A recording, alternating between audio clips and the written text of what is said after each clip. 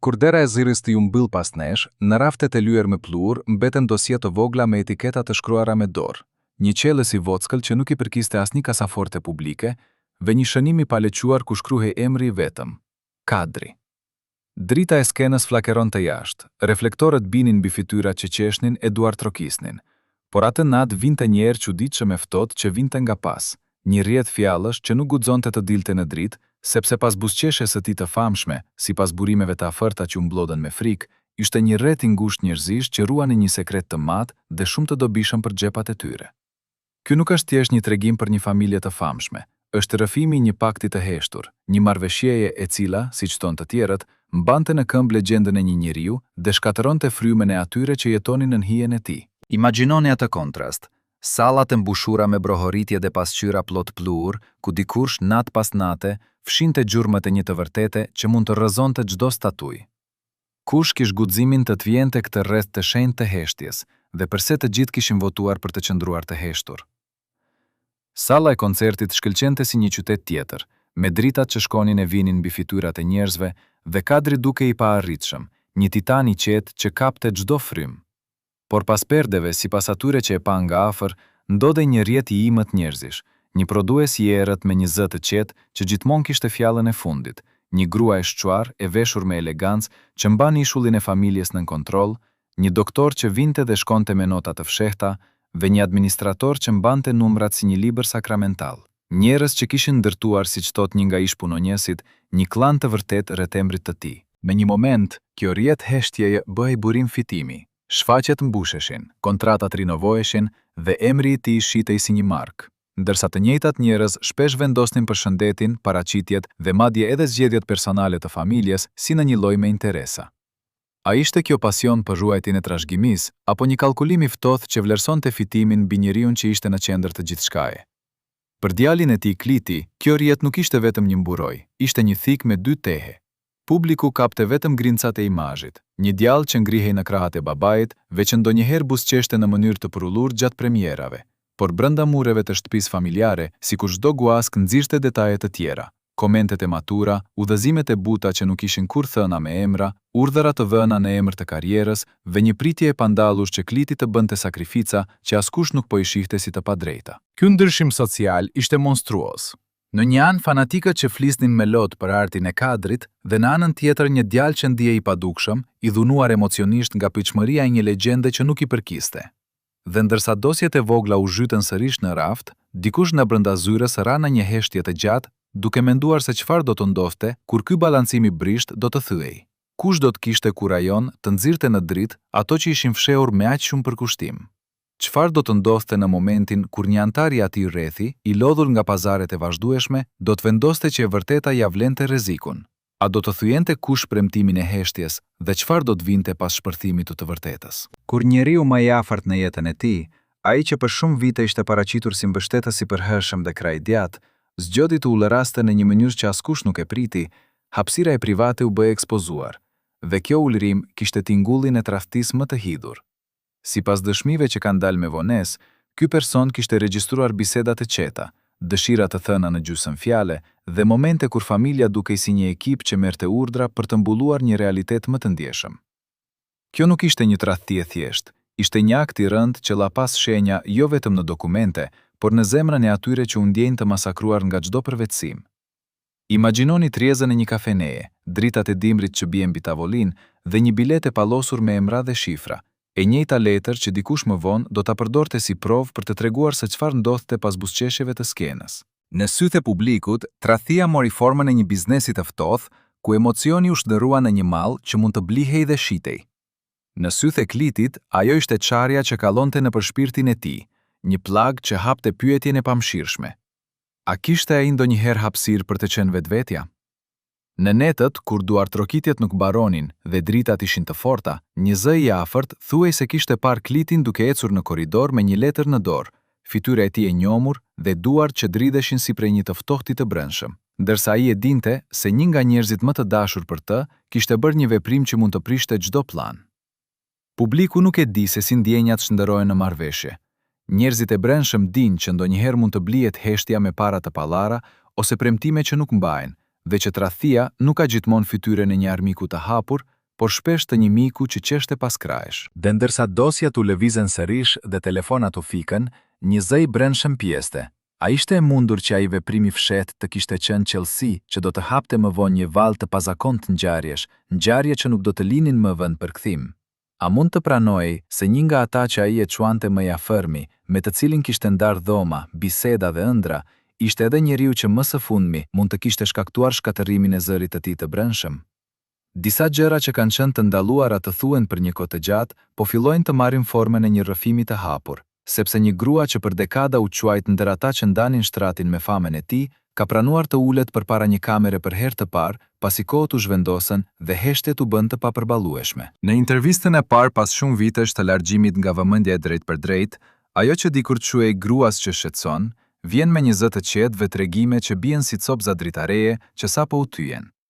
Ajo flet për natët ku skena ishte vetëm e jashtme, për takimet e fshehta, për premtimet e prishura dhe për çaste kur njeriu që gjithë vendi e lavdëronte sipas saj, ishte i detyruar të dhuronte pjesë të shpirtit të tij për një imazh që duhej ruajtur.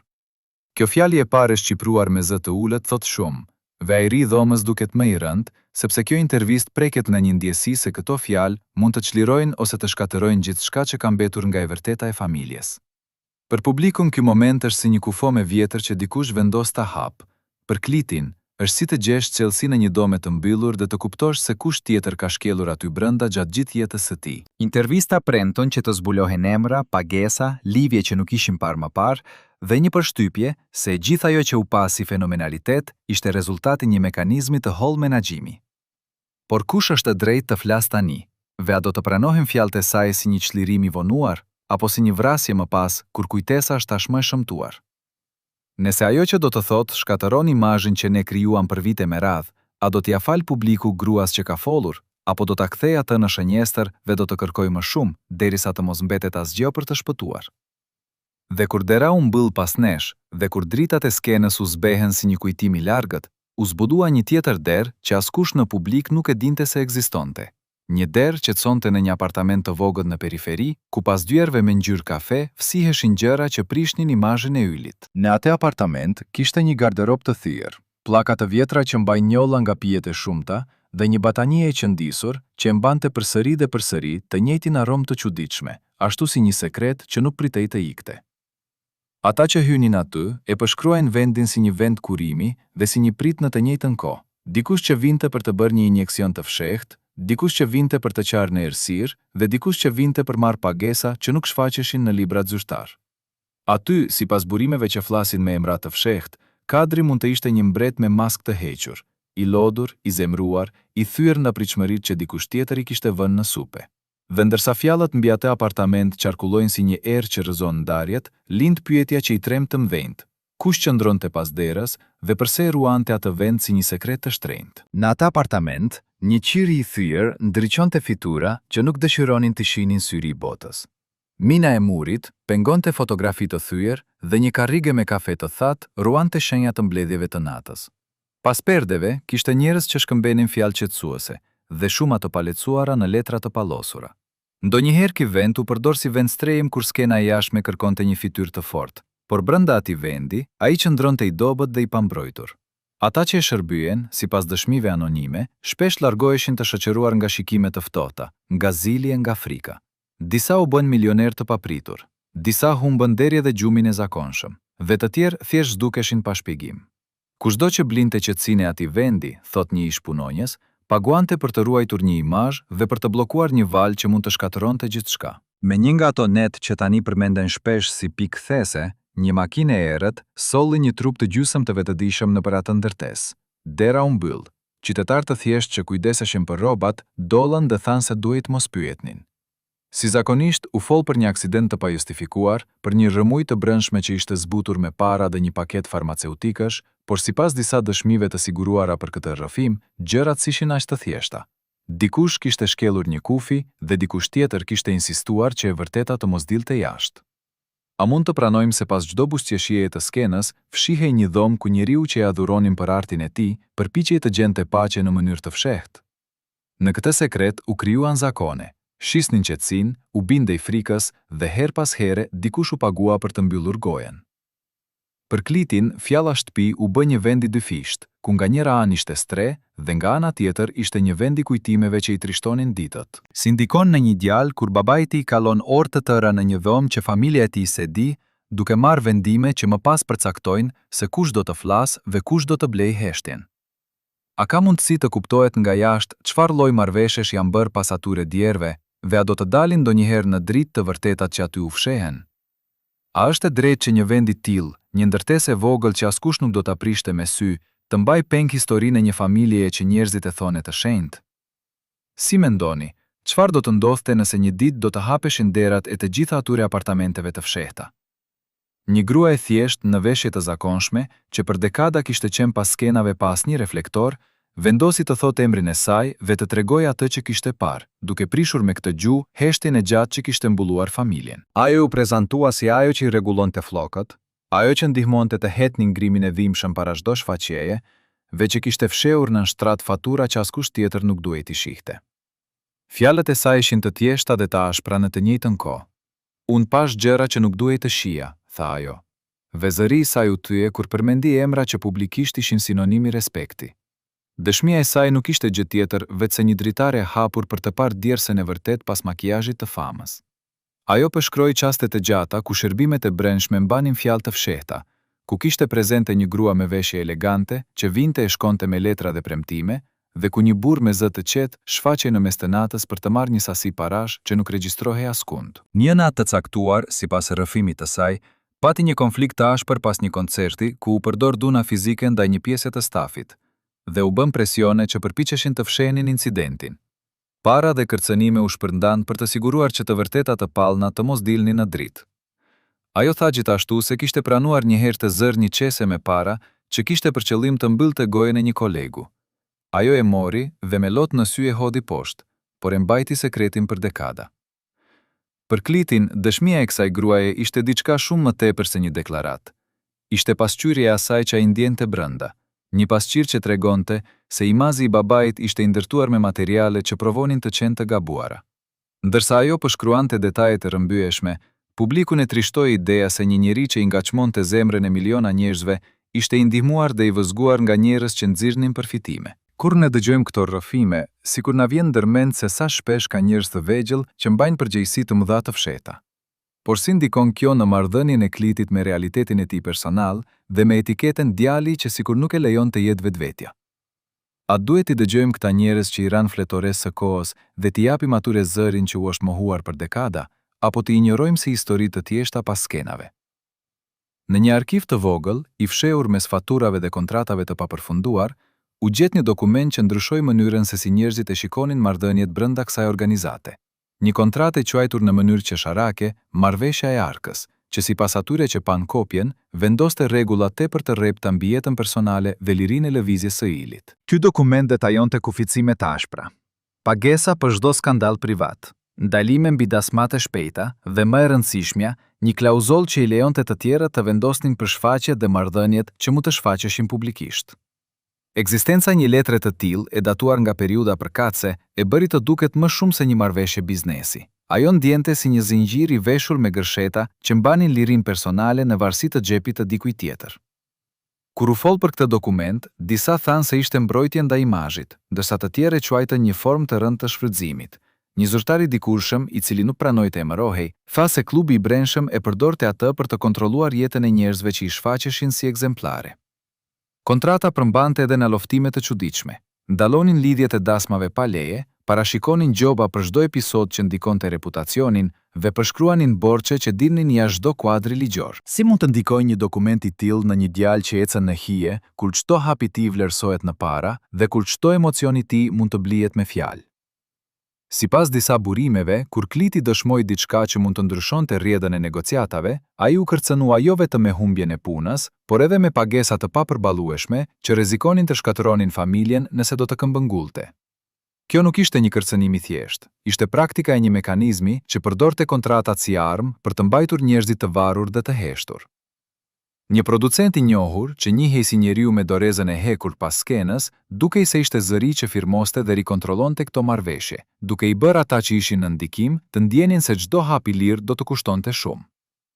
Si mendoni ju, a duhet të shpërbëhen marrëveshje të tilla që mbajnë njerëzit të lidhur për të ruajtur një mit, apo a ka mënyra për të mbrojtur një trashëgimi pa shkatëruar jetën e atyre që janë brenda saj? Ve nëse do të mendonim për atë që mund të ndodhte nëse marrëveshjet do të shpërbëheshin, historia na kthen menjëherë tek ajo që ndodhi pas sandukut të ftohtë, ku llogaritë u hapën dhe u zbuluan boshllëqe që dikush, kurvatshëm, përpiqej t'i fshehë me buzëqeshje. Në një moment të hidhur që nuk u prit nga askush, arkët e bankave që dikur mbanin emrin e tij kishin bilans të boshatisura. Stolit të shtrenjta që më parë ndriçonin në dritën e skenës mungonin. Dhe një valishe e madhe që sipas dëshmive të brendshme kishte kalluar duar të ndryshme nëpër natë, erdhi të zhdukej pa lënë gjurmë. Sipas burimeve që kanë preferuar të mbeten anonim, disa pagesa të mëdha ishin bërë në mënyrë të përsëritur drejt kompanive të vogla që dilnin nga asgjëja. Kontratat të dobta u nënshkruan kur ai ishte i lodhur dhe një njeri që kishte qajtur më afër Ashkivolit, më vonë u pa me pasuri që nuk mund të shpjegojë me rroga arti. Ky fakt i thërriste emra dhe emra i përgjigjeshin me heshtje, duke krijuar një imazh të çuditshëm. Ishin pasqyrat bosh të një trashëgimie që dikush dukej e patundur, por tani ishte bërë një zbrazëti financiare që nuk mund të lehtësohej as në një tjetër. Si mund të babëzia dhe urrejtja për të zotin e skenës të jenë kthyer në një mekanizëm që zhdukte ato që i përkisnin familjes dhe kush në të vërtet mban qëllësinë e asaj humbjeje? Në pasqyrën e këtij skandali financiar, muri i jashtëm i famës ishte i plasaritur, dhe brenda atij çasti u pa se imazi i artit ishte shpesh një maskë që mbullonte një trup që po prishte veten për të vazhduar të shkëlqente. Pasi u gjetën shënime të paguara me shifra të palecueshme në dosjet e brendshme, punonjësit e afërt thanë se shpesh ishte nevoja të jepeshin para të gatshme për të shuar konflikte dhe për të blerë heshtjen e tyre, dhe që ato transaksione nuk ishin pasqyrë në librat zyrtar. Ai kishte mësuar të fshinte shenjat e një dekade të gjatë me ton grimazh dhe me farmaci të fshehta, sepse duhej të dilte dhe të qeshte në dritën e reflektorëve. Desa pas këtyre buzëqeshjeve, trupi i tij i lodhur kërkonte pilulla dhe injeksione për të zbutur dhimbjen dhe për të shtyr pak më tej momentin kur do të ndihej pa aftë. Sipas dëshmive që na janë dhënë, përpara çdo shfaqjeje, ndonjëherë jepeshin analgjezik që lehtësonin këmbët dhe shtinin zemrën në një ritëm që mundsonte skenën, dhe për të mbajtur maskën, dora që e vendoste pudrën ishte gjithmonë e njëjtë, por pasaj ngeleshin copa të vërteta që askush nuk i numëronte. Ky lloj mbijetesë me kosto të lartë, ku shëndeti i trupit blihesh me heshtje dhe fonde të fshehta, përfundoi me një boshllëk që askush nuk mund ta shpjegonte në mënyrë të thjeshtë. Ajo që u bë qëndrueshmëria e kësaj fam makin ishte një kontrabandë e vogël e parave që u shpërndan në mënyra që dukeshin legjitime, por që në fakt i largonin ato nga duart e atyre që kishin plotësuar vuajtjet dhe krijimet e tij. Ishte një rrjet kompani fiktive, një numër llogarish të hapura në emra të ndryshëm dhe një sërë pagesash me emra të panjohur që dollën nga dokumente që dikush ka lënë pas, dhe kur të gjithë hullumtuesit e brendshëm ndoqën çdo gjurmë, ajo që gjetën ishte një histori e qëndisur me tradhti dhe me kalkulim. Një nga njerëzit më të besuar, ai që shumë herë kishte rregulluar skemën dhe që dikush nga familja e kishte quajtur Dora që mbante llogarit, u vure se kishte transferuar para drejt llogarive që nuk lidhen me fonde artistike. Dhe më e keqja, sipas burimeve, emrat të afër me zë të fortë ishin në krye të atyre firmave që merrnin shumicën. Këto lëvizje financiare nuk dukeshin si gabime. Ato dukej se ishin të menduara me qetësi. Dhe në vend të një pasurie që do t'i lejohej familjes, ne pam një përqindje të madhe të asaj që quhej trashëgimi artistike që transformohej në fitime private. Kur u zbulua se disa prej atyre fletëve të firmosura kishin shenja që nuk përputheshin me shenjat e tij, dhe kur dosjet tregonin pagesa të shpërndara natën vonë, u përhap një ndjenjë se nuk bëhej fjalë thjesht për mos menaxhim, por për vjedhje të planifikuara dhe të ekzekutuara me përvojë. Një zyrtar i dikurshëm, sipas burimeve, tregoi se diçka ishte ndryshuar kur një person që gjithmonë ishte parë pranë tij, ai që qante mëzëshëm dhe që mbante dorën e tij pranë arkivolit në mënyrë të dukshme, kishte bler një shtëpi të re, një makinë të re dhe kishte bërë pagesa që nuk regjistronin asnjë burim të qartë fitimi. Kjo ishte kësënimi që hidhte hijen e të ahtis mbi të gjithë ata që deri atëherë kishin besuar se trashëgimia do të mbetej e paprekur. Në atë çast, për Klitin, e gjithë kjo ishte një lëndë djegëse. Ishte si të shihej identitetin e familjes, të shitej dhe të shpërndahej në copa që nuk i përkisnin sot e masnjërit. Në përpjekje për të rifituar atë që u shpall si e humbur, kadri kishte nisur një seri përpjekjesh të ashpra për të rikthyer kontrollin, për të organizuar një rikthim publik dhe për të nxjerrë në dritë emrat e atyre që kishin marrë pjesë në këtë zhëmuj financiare. Por shfaqja e tij e madhe për rikthim u shoqërua me një shtrëngim në zemrin që ai nuk mund ta fshehte. Dhe pas asaj, natë ai nuk ishte më i njëjti. Shëndeti i tij u rrëzua, zërat u zbehën, dhe përpjekjet për të rimarrë kontrollin u kthyen në betejë ligjore dhe kërcënime që preknin jo vetëm të vetmin, por edhe ata që ishin pranë tij. Një herë ai kishte thënë një miku të ngushtë se do ta nxirrte të vërtetën dhe se do t'i kthente paratë. Sipas dëshmive, ai u përball me dyert të mbyllura, me dokumente të falsifikuara dhe me premtime që u shndërruan në ultimatume. Dhe ndërsa ai provonte të ngrihej, u duk sikur rruga ishte bllokuar me bariera të vendosura nga ata që nuk donin transaksionet e tyre të hapeshin. A besoni se një famë që ka prodhuar kaq shumë para mund të harxhohet në mënyrë kaq të fshehtë pa lënë provë? Dhe a mendoni se personat që qajnë më afër arkivolit duhet të konsiderohen të dyshimt kur pasuria zhduket? Në ndërkohë, në një dhomë të errët që njihte vetëm pak njerëz, ekzistonte një tjetër pasuri, një koleksion i çmuar gjërash të vogla, një dorëshkrim i fshirë, një unas që ai nuk e hiqte kurrë nga gishti, dhe ajo që ndodhi me ato sende i dha ngjyrë një tjetër të vërtetë që ishte më misterioze se paratë. Më shumë se një herë, në foto të vjetra të dhomës së tij, shihej një unas me një gur të zi, që sipas talljeve të folkut të brendshëm, kishte qenë si një mburoj që e mbanin me fanatizëm. Por në ditën kur gjërat morën një kthesë të ftohtë, ajo unaz nuk u gjet më. Një detaj i vogël duket i parëndësishëm për syrin e jashtëm, por për ata që dinin historinë, mungesa e atij obori ishte si një alarm i heshtur. Kush do ta hiqte atë unaz nga gishti i një njeriu që e mbante atë si një shenjë të përjetshme? Ai që e njihte më mirë nuk e kuptoi vetëm vlerën e asaj që mungonte, por ndjeu se dikush kishte marrë me vete më shumë se një objekt. Kishte marrë një pjesë të asaj që e bënte atë të ndihej mbrojtur. Në netët kur ai flinte normalisht i qetë, sipas dëshmive të ardhura më vonë, ai shkonte te një grua që i leconte fortune, dhe ajo i fliste me fjalë që i jepnin qetësi, por që edhe krijonin premtime të errëta. Në një bisedë të fundit që një mik e përshkroi si të paqartë, ajo grua i kishte thënë se kishte një shenjë që duhej hequr ose që duhej ndryshuar, dhe se vallku i fatit nuk do të ishte më i njëjti nëse një gjë e tillë ndodhte. Kur unazën e zhdukur e ndërlidhëm me vizitat e tij te ajo, krijohej një linjë që lidhte supersticionin me manipulimin emocional. Pavarësisht nga racionet e zyrës së menaxhimit që mund të thonë se ai ishte vetëm pak i supersticionuar, për familjen dhe për djalin kishte ardhur një dyshim i ngurtë. Dikush kishte përdorur atë besim për të manipulatur dhe për të përfituar.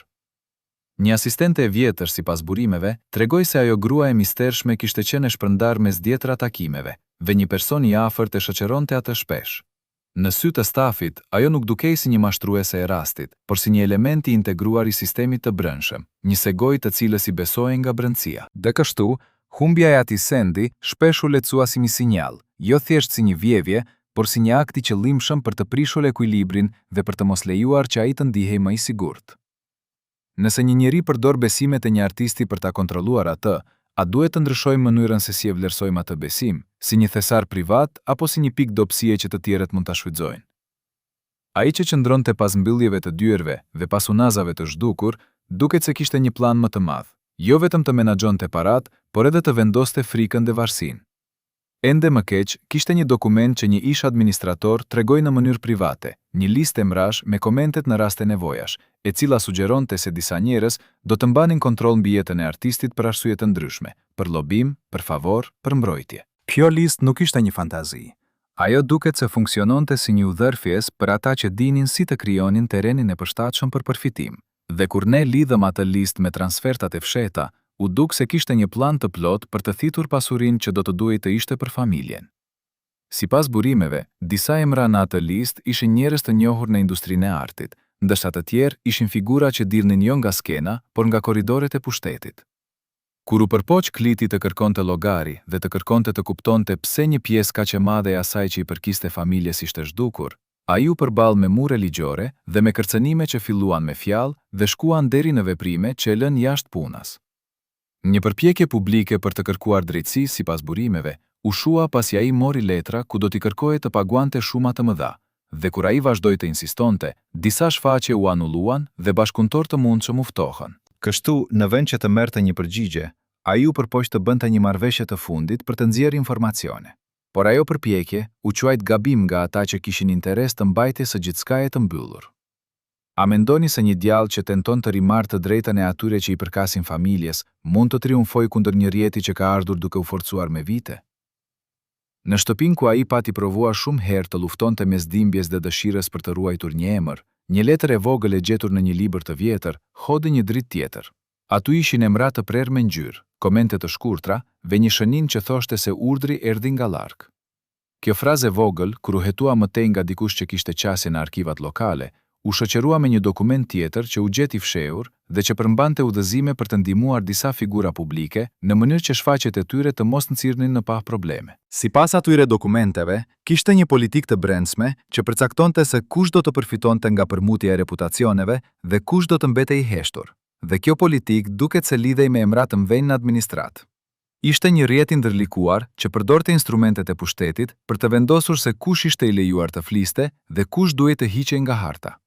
Për Klitin, që e kishte parë se si emri i babait mund të përdorej si monedhë, zbulimi i një udhëzimi nga lart ishte një shpjegim i hidhur. Ai filloi të kuptonte se përtej manovrave të brendshme financiare, mund të kishte një dorë qendrore që vendoste se kush meritonte një hapësirë në ekran dhe kush duhej të izolohej. Kjo ide që një listë e tillë ekzistonte, veç që emri i babait mund të ishte futur në të për arsye që kishin pak lidhje me artin, krijoi një ndjesi tradhtie të thellë. Dhe kur ai përpiqej të publikonte dokumente, disa redaktorë të gazetarëve që kishin marrë një herë një urdhër për të ndaluar artikuj, nisën të refuzonin, duke thënë se ata kishin udhëzime që i ndallonin. Pra, a mund të pranojmë se karriera e dikujt si kadri u përmbys jo nga fatkeqësitë private, por nga një vendim me ndikimi marrë nga lart? Dhe a mendoni se shteti i informacionit duhet të hetojë këto urdhra apo t'i lejojë ato të qëndrojnë në heshtje? E vërteta që nisi të hapet pas atyre dokumenteve të fshehta nuk ishte nga ato histori që mbyllen shpejt.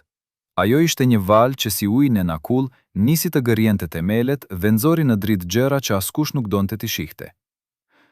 Ndërsa hetimet u thelluan, doli një tjetër fytyrë historisë. Një trup që po përpiqej të qëndronte në këmbë, ndërsa brenda tij po zhvillohej një luftë për jetën, e jo vetëm për reputacionin. Në letra mjekësore që më vonë dolen nga arkivat, në shënime që shfaqeshin dhe zhdukeshin, u pa një të vërtetë e hidhur. Prapa buzëqeshjeve të lëna për sken, trupi i tij po luftonte me diçka që shumë e quajtën sekreti madh mjekësor. Kush do ta pranonte se një ill që mbante skenat e ndezura me artin e tij, në të vërtetë ishte duke u rënuar në heshtje? Dhe kush ishte ai që vendoste se ai duhej të dalë para njerëzve edhe kur trupi i tij po mbyllej brenda një dhome me ilaçe? Në fillim të asaj që do të quhej më vonë kapitulli i kujdesit të fshehtë, u gjendën shenja që tregonin se lënda mjekësore ishte organizuar me kujdes. Receta të shënuara me dorë, shishe pa etiketa dhe një listë emrash të mjekëve që kallonin nëpër tullumbace orësh, duke hequr gërmadhat që nuk duhej të dilnin jashtë. Një nga infermierët që për një kohë të gjatë kishte punuar pas skenës, sipas burimeve që pranuan të flasin me emra të fshehtë, pranoi se kishte dhënë injeksione të forta para shfaqjeve, kur kadri duhej të qëndronte i fortë. Ai tregoi për ato net që kuptimi i frazës të mos prishesh nuk ishte thjesht një frazë, por një urdhër që vinte nga njerëz që nuk kishin asnjë lidhje me kujdesin mjekësor. Ishte biznes dhe interesa paraprakisht. Si mund të quhet kujdesi i tillë? A ishte mjekim apo manipulim? Në një nga dosjet e rrëzuara që më vonë u shfaqën në tryezat e avokatëve, kishte një flet kupon me filestarin shkruar me ngjyrë të kuqe. Ndallojmë pushimin pa autorizim. Këto fjalë u shoqëruan me procedure të pazakonta, analiza të falsifikuara, nota të shtrembruara në dosjet preoperative dhe receta që nuk tregonin emrat e plot të barnave. Sipas burimeve, një doktor i cili më parë kishte qenë i respektuar në çështjet e tij, u tha të përmbyste diagnozën për t'i dhënë shanse shfaqjeve të ardhshme. Kjo nuk ishte vetëm një studim administrativ. Ishte një marrëveshje që vendoste se fama vlen më shumë se jeta personale. Si mund të lejosh që vlera e një emri të bëhet mati që përcakton masa të tilla ndaj trupit të një njeriu? Në ato ditë, çdo vizitë në klinik mund të ishte fustani një skene të re. Mjekët e shfaqjes që vinin me nota të përgatitura, infermierët që jepnin ilaçe që nuk përmendeshin në listat zyrtare dhe një farmaci që përgatiste zgjidhje pa etiketa për t'u dhënë në kohën kur duhej të ikte frika. Një nga ato rekorde që u hoqen me kujdes në një kutje fshehtë tregonte për një diagnozë që u ripërshkrua me dorë dhe në margjinat e dokumentit kishte një shënim: e nderojmë për t'i dhënë shanse shfaqjeve. Kush ka të drejtë të vendosë se sa e drejtë është kjo? A ka vënë që t'i thuhet jo një shfaqje që vjen nga tjetri, kur ajo shfaqje mund të kushtoj orën e fundit të paqes së trupit? Për Klitin, këto zbulime ishin si shigjet që vinin në fyt. Të mendosh se babai i tij ishte i detyruar të vinte në skenë dhe të jepte gjithçka nga vetja, duke marrë për pak ilaçe që e mbajnë gjatur nevojën e imazhit, ishte diçka që coptoi edhe më tej atë pak hapësirë personale që mund të kishte pasur. Ai po mësonte se njerëzit që rrotulloheshin rreth babait ishin gati të rrezikonin shëndetin e tij për të ruajtur një markë. Një infermier I vjetër, që njëherë mori një dosie në dorë dhe e lexoi, e përshkroi atë moment si të shohësh një skulptur të dashur të thyet dallash. Çfarë do të thotë kjo për familjen kur të mësosh se ai që duhej të mbrohej, u shndërrua në një instrument për të prodhuar para?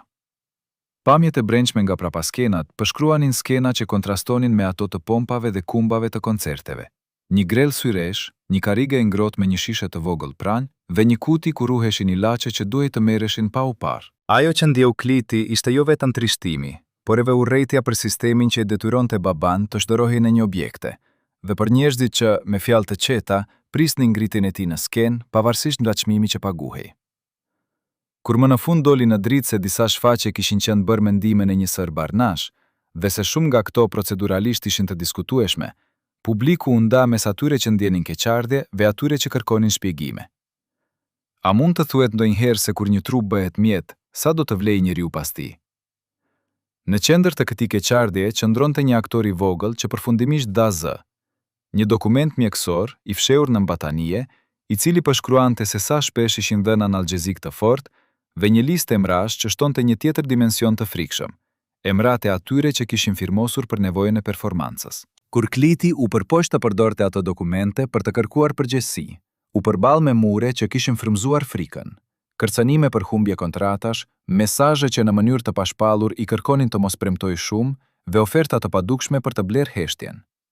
A është e drejtë që kur njeriu tenton të sjellë të vërtetën, ata që fituan në heshtje të kenë më shumë pushtet se ai që kërkon drejtësi? Si e shihni ju? A duhet të hetohen dhe të dënohen ato praktika që fusin mjekimin në favor të imazhit dhe jo në shërbim të jetës së njeriut? Në një pardësi të vjetër, mes kockave të historisë së saj, u gjet një kuti me kaseta dhe letra. Një provë që sipas shumë njerëzve të afërt, do të ndryshonte gjithçka që zyrat e kontrollit dhe avokatët donin të mbullonin.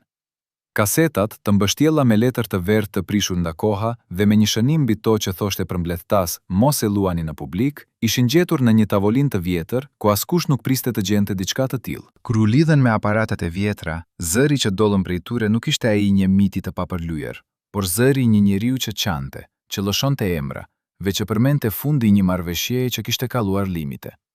Një gjë e thjeshtë si një kaset zëri u bë e rrezikshme, sepse përmbante fjalë që sfidonin versionin e oficializuar. Ajo ishte prova e humbur që shpjegonte pse disa skena ishin zhvilluar ashtu si u pan. Por si u zhduk ajo provë dhe kush fitoi nga ajo mungesë? Në fillim, kasetat u konsideruan vetëm si kujtime të vjetra, një rrëfim I qetë I një njeriu që nuk donte t'i shqetësonte të tjerët. Më vonë u pan si dokumenti që mund të nxirrte në dritë emra dhe transaksione të fshehura. Në një nga regjistrimet e para, zëri I kadrit duket I lodhur, por I vendosur, duke përmendur një emër që sipas dëgjuesve të parë vinte shpesh. Një emër I përmendur si ai që vazhdimisht kërkonte provën e ndeshmërisë dhe e blinte heshtjen me para. Atëherë u shfaq një kontrast I ftohtë. Zyrat që më parë kishin firmosur dokumente, po mohonin që ndonjëherë kishin dëgjuar atë emër, dhe njerëzit që ishin para se të konsideronin si të ndershëm, tani kërkonin që kushdo të paraqiste prova. Kaseta kishte qenë një rrezik. Ajo tregonte se po bëhej një bashkëpunim sistematik mes atyre që administronin imazhin dhe atyre që vendosnin se çfarë duhet të mbahej e fshehtë. Kur Kliti e hodhi kasetën në tavolinë përpara njerëzve që ai mendonte se mund të ndihmonin, reagimi ishte I ashpër. Ofertë për të bler kasetën, kërcënime të fshehta dhe më e rëndësishmja, përpjekje për ta ndallur atë ta luante. Një mik I vjetër, një regjisor që dikur kishte punuar me baban dhe dëshironte të ndihmonte, pranoi publikisht se kishte dëgjuar pjesë të regjistrimeve dhe se ato ishin të papajtueshme me atë që publiku dinte. Por para se të kishte mundësi të tregonte gjithçka, kaseta u zhduk nga tavolina e kafeut. Një ditë më vonë, dokumentet që e mbështesnin u gjetën të djegura në një kosh afër një dyqani të vjetër. Si mund të zhduket një provë kaq e rëndësishme në një vend ku gjithçka regjistrohet? Në atë humbje, u duk qartë se dikush kishte vepruar me shpejtësi dhe me një plan të mirë përgatitur. Ata kishin futur dorë në shtëpi, kishin marrë kasetat dhe kishin lënë pak gjurmë të dukshme, duke bërë që fajin ta mbante ajri dhe mosbesimi. Disa burime thanë se ishte një akt I porositur, një operacion I vogël që kishte për qëllim të zhdukte ato fjalë që mund të zhëzonin një emër. Një avokat që ndoqi çështjen tha se ky ishte vetë fillimi I një serie pengesash. Njerëz që hiqeshin nga puna, mikrofon që ndallonin të regjistronin dhe letra që u shkatëruan me kujdes. Nëse një kaset mund të fshihej kaq lehtë, atëherë çfarë provash të tjera mund të kishin bërë të zhdukur më përpara? Për Klitin, Humbja e kasetës ishte si të shije se edhe ajo riskonte të hiqej hovin nga çfarë kishte nisur. Ai u ndje tradhtuar jo vetëm nga ata që hoqën provën, por edhe nga një grup njerëzish që çdo herë më shumë dukeshin të aftë të rregullonin realitetin sipas dëshirës së tyre. A ishte kjo thjesht korrupsion i vogël, apo diçka më e thellë që i lejonte të manipulonin kujtesën kolektive? A mendoni se një provë e zëshëm duhet të mjaftojë për të nxitur drejtësinë, apo sa duhet më shumë për të tryer një rrjet të veshur me pushtet? Natën, para se një koncert i madh të hapej, një vizitor hyri në dhomën e Kadrit, një musafir që askush nuk e njihte, që mbante një zhaketë të errët, veç që nuk deshi të lajmërojë emrin e tij. Ata që dëgjuan bisedën nga korridori thanë se ishin dëgjuar zëra të lartë dhe një rraje e fortë tavolinës.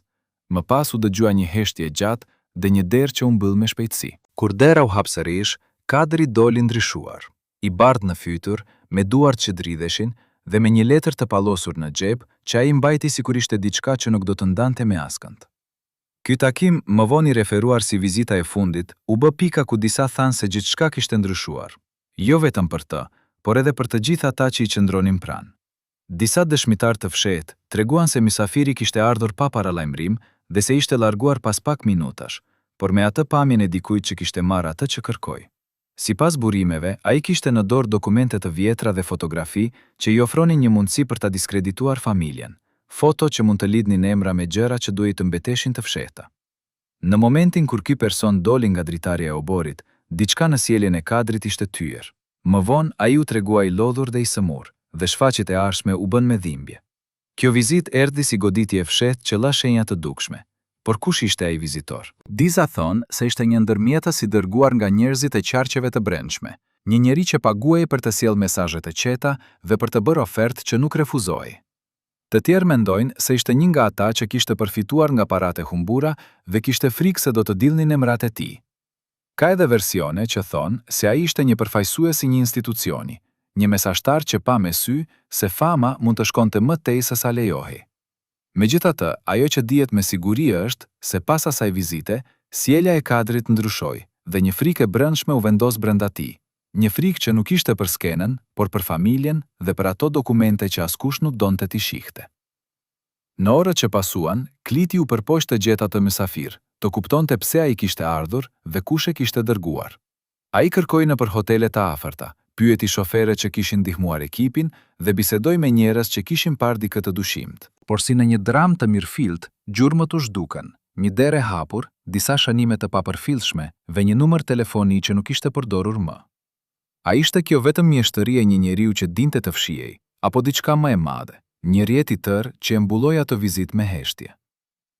Disa muaj më vonë, kur hetimet u zgjeruan dhe kur kaseta dhe dokumentet dollën në dritë, u zbulua një e vërtet e papritur. Ai vizitor nuk ishte thjesht një i huaj, por një element i lidhur me njerëzit brenda rjetit, një zvendësues që vinte për të bërë presion pa pasur emrin e tij të lidhur drejt për drejt me transaksionet. Kjo shpjegoi pse ai mund të vinte i pashqetësuar dhe pse askush nuk e ndiqte pas.